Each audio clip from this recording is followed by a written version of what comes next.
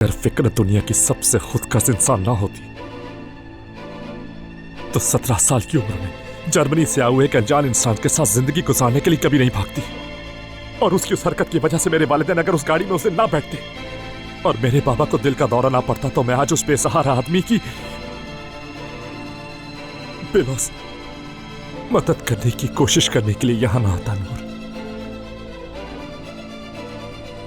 इसलिए तुम मुझसे कुछ भी मांग लो, लेकिन मैं कभी फिकरत को, जो कि एक बेरहम और इस दुनिया की सबसे खुदगर्ज औरत है, अपनी बहन नहीं कहूंगा। फातिह, मैं भी किसी तरह के बच्चे की तरह हूं जिसके पास माँ बाप नहीं है, तुम जानते हो ना।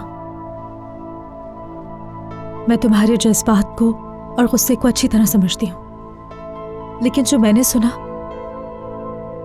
तुम्हारी नाराजगी के पीछे बहुत दर्द है। नूर प्लीज जाओ।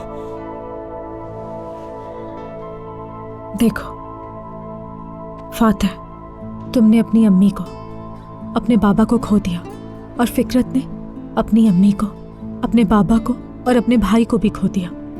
जिंदगी में तुमने कभी किसी वजह से शर्मिंदगी महसूस की है पता नहीं, लेकिन मैंने महसूस की है। जब मैंने अपनी माँ को खो दिया था तो मुझे लगा कि मैंने अपने बाबा का बहुत अच्छी तरह ख्याल रखा। मैं इस खुशफहमी में ही रही।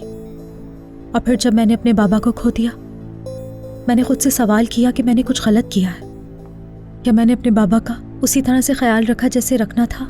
इसलिए तुम भी सोचो प्लीज। मैं तुमसे रिक्वेस्ट करती हूँ फातिह, सोचो कि तुमने अपनी जिंदगी में सबसे बड़ी गलती क्या की। 17 साल की उम्र में जो आज तक अपनी बेवकूफ़ियों की वजह से कीमत चुका रही है, वो भी तो बहुत ज़्यादा तकलीफ में है ना। सोचो, बहुत तकलीफ में है वो। मुझे तुम दोनों पर तरस आता है, लेकिन मैं पीछे नहीं हटूंगी।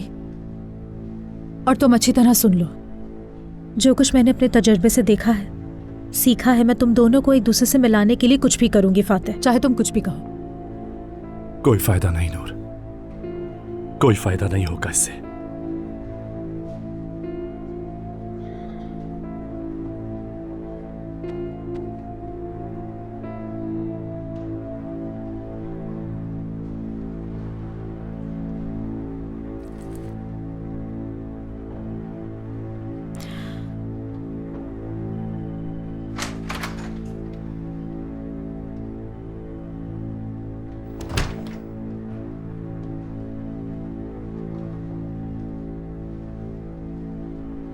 मोहब्बत बदुआ बन गई है